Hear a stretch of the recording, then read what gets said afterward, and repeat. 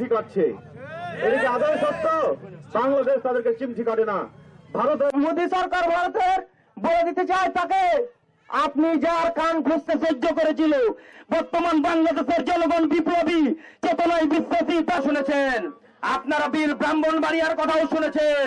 এখন সারা বিশ্ব সরকারের লোকের যদি গুলি না থাকে, তাদের ঘরের প্রত্যেকটি